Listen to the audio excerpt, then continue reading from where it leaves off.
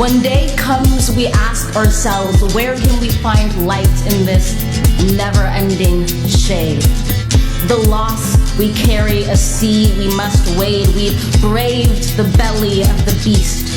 We've learned that quiet isn't always peace. And the norms and notions of what just isn't always just is. And yet the dawn is ours before we knew it. Somehow we do it. Somehow we weathered and witnessed a nation that isn't broken, but simply unfinished. We, the successors of a country and a time where a skinny black girl descended from slaves and raised by a single mother can dream of becoming president, only to find herself reciting for one.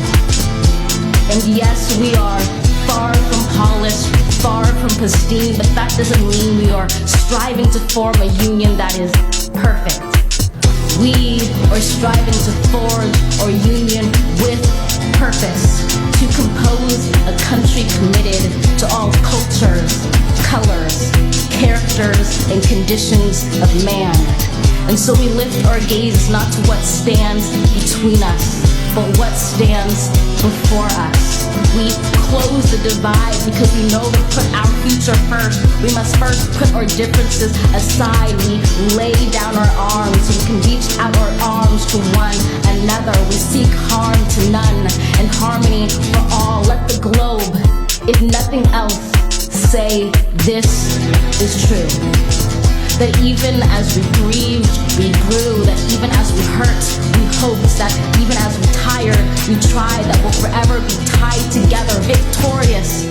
Not because we will never again know defeat, but because we will never again sow division. Scripture tells us to envision that everyone shall sit under their own vine and fig tree, and no one shall make them afraid. If we're to live up to our own time, then victory won't lie in the blade, but in all the bridges we've made. That is the promised glade, the hill we climb, if only we dare it. Because being American is more than a pride we inherit. It's the past we step into and how we repair it. We've seen a force that would shatter our nation rather than share it. Would destroy our country if it meant delaying democracy. And this effort very nearly succeeded. But while democracy can be periodically delayed, it can never be permanently defeated. In this truth, in this faith we trust, for while we have our eyes on the future, history has its eyes on us. This is the era of just redemption. We feared it at its inception. We did not feel prepared to be the heirs of such a terrifying hour, but within it we found the power to author a new chapter, to offer hope and laughter to ourselves. So, while once we asked, how could we possibly prevail over catastrophe? Now we assert, how could catastrophe possibly prevail over us? We will not march back to what was, but move to what shall be. A country that is bruised but whole, benevolent but bold, fierce and free.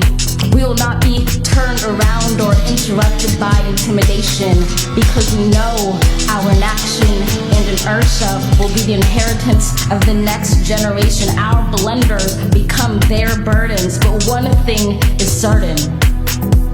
If we merge mercy with might and might with right, then love becomes our legacy and change our children's birthright.